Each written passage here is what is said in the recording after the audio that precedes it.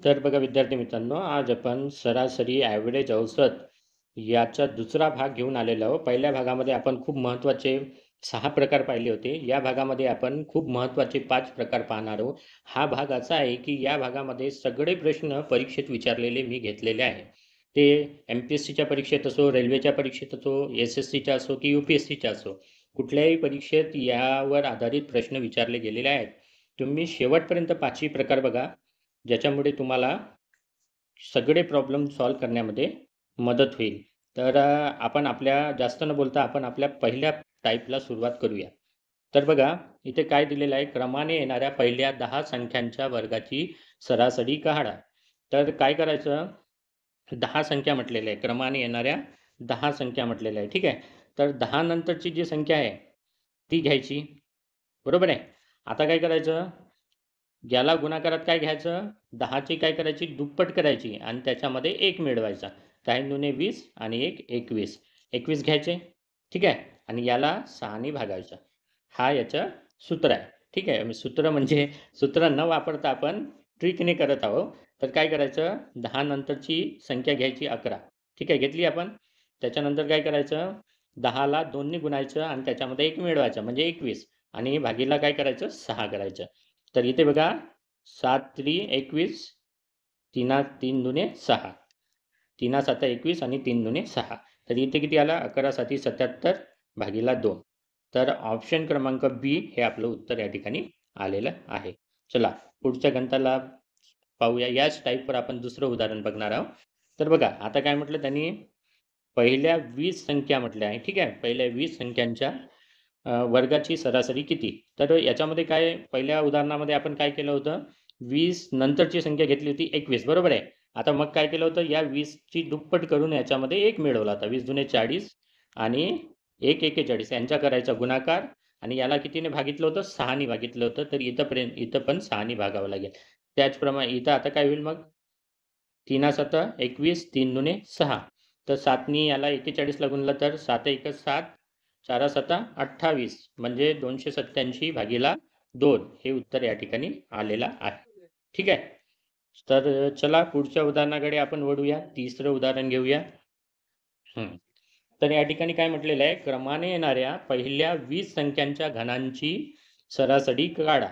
तर याच्यामध्ये काय करायचं, हा 20 संख्या म्हटल्या आहे ना, तर 20 लिहायचे, बरोबर आहे. 20च्या आधी येणारी संख्या कोणती आहे, 19. याचा करायचा वर्ग आणि याला भागायचं 4ने. ही याची पद्धत आहे. ठीक आहे. तर काय करायचं, 20 लिहायचे, 20च्या अगोदरची संख्येचा वर्ग करायचा आणि त्याला 4ने भागायचं. तर इथे 20 जसेच्या तशी 4नी 20ला भाग केला, इथे किती येईल, 5. म्हणजे इथे किती आले, 5 आले, बरोबर आहे. इथे आले 5 आणि गुणाकारामध्ये 19चा वर्ग म्हणजे 361. तरी 361ला 5ने गुणलं तर किती येते, 1805. हे आपलं उत्तर या ठिकाणी येईल. म्हणजे ऑप्शन क्रमांक ए येईल. ठीक आहे. त्याचप्रमाणे याच टाईपवर आपण एक आणखी उदाहरण बघणार आहोत. तर बघा, 40 संख्यांच्या घनांची सरासरी. तर 40 लिहायचे, त्याच्या अगोदरच्या संख्येचा काय करायचा, वर्ग करायचा आणि त्याला गुणाकारात लिहायचे भागीला 4. तर 4 10 40, इथे 10 आले, बरोबर आहे. 39चा वर्ग किती होतो, 1521 गुणिला 10. तर हे शून्य त्याच्यावर येईल म्हणजे 15,210. तर आलं लक्षात तुमच्या. तर या ठिकाणी काय करायचं आहे, जे 40 आहे ते जशीच्या तशी लिहायचे, त्याच्या अगोदरची संख्या आहे त्याचा वर्ग लिहायचा आणि 4ने भागायचं आहे. ठीक आहे. तर चला पुढच्या उदाहरणाकडे जाऊया आपण.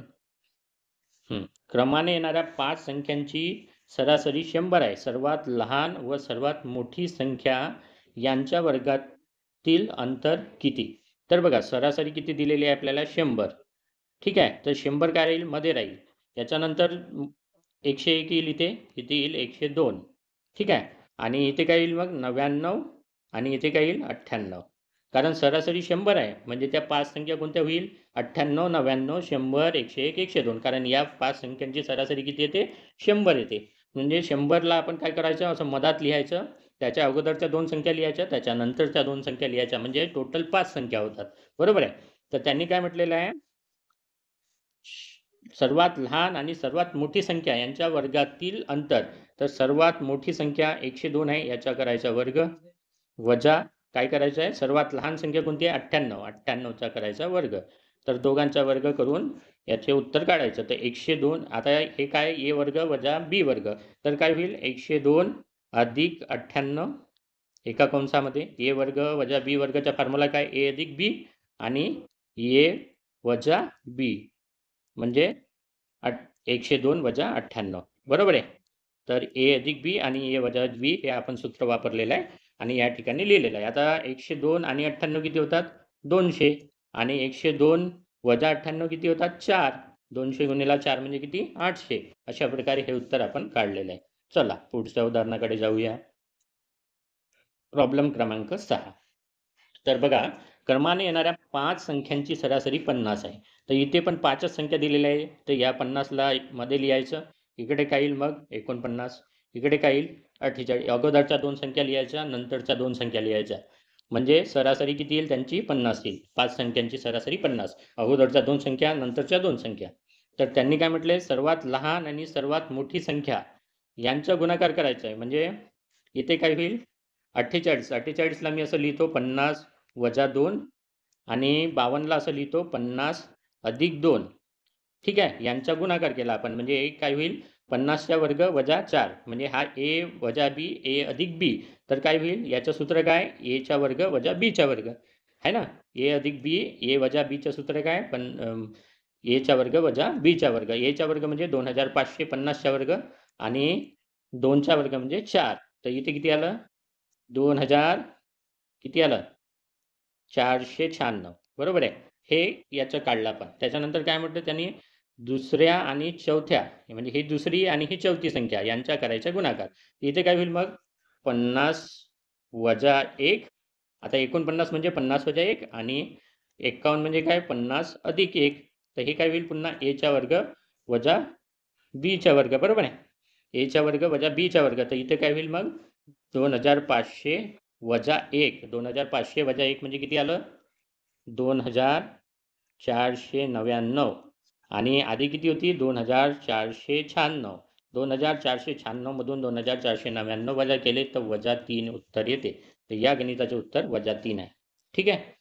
चला समोरच्या उदाहरणाकडे जाऊया. 7वा नंबरचा प्रॉब्लेम आहे. 8च्या पहिल्या 20 गुणकांची सरासरी किती. तर बघा ज्याचे गुणक सांगितले त्याचा काय करायचा तेवढ्या वेळा गुणाकार करायचा. म्हणजे जेवढ्या वेळा गुणक सांगितले तर 8 गुणिले 20 करायचं आणि याच्यामध्ये काय करायचं हे 8 मिळवायचे. ठीक आहे. तर इथे किती होतात 160 आणि हे 8. या आता किती आहे 2 संख्या आहे तर आपल्याला सरासरी काढायची आहे. तर 2 ने भागून टाकायचे याला. तर किती झालं 168 भागिले 2 म्हणजे किती आलं 84. अशा प्रकारे याचं उत्तर आपण काढलेलं आहे. आता पुढचं उदाहरण बघा. 8 नंबरचे उदाहरण आहे. इथे पण तसंच होईल 9 गुणिले 30 आणि याच्यामध्ये किती मिळवायचे 9 भागिले 2 म्हणजे 270 अधिक 9 भागिले 2 बरोबर आहे. त्याच गणिताप्रमाणे या दोघांचा करायचा गुणाकार आणि हे ज्याचे गुणक काढायचे ते त्याच्यात मिळवायचे. ठीक आहे. तर या दोघांचा केला गुणाकार आणि हे गुणक त्याच्यामध्ये ज्याचे गुणक काढायचे होते ते मिळवलं म्हणजे किती आलं 269 भागिले 2. तर याचं उत्तर किती येते 139.5. अशा प्रकारे हे पण उदाहरण आपण सोडवलेलं आहे.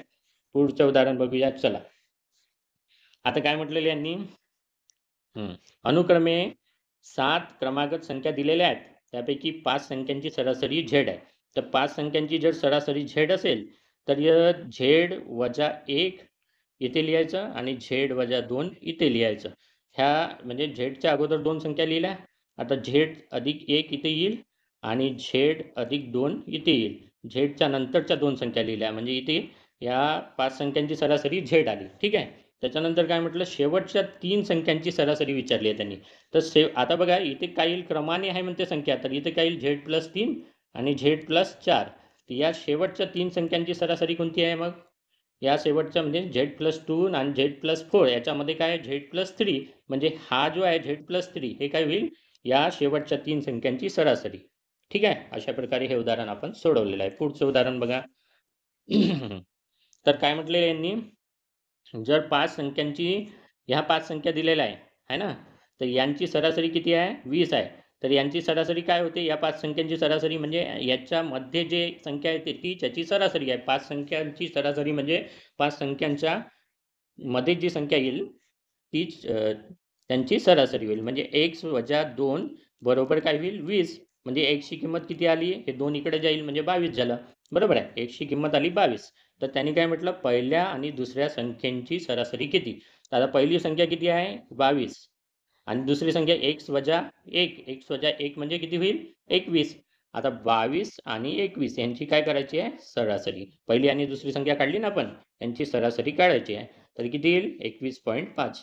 21 आणि 22 यांची बेरीज केली तर 43 येतात. 43 भागीला 2 म्हणजे 21.5. अशा प्रकारे हे 10ही उदाहरण आपण सोडवलेले आहे. चला.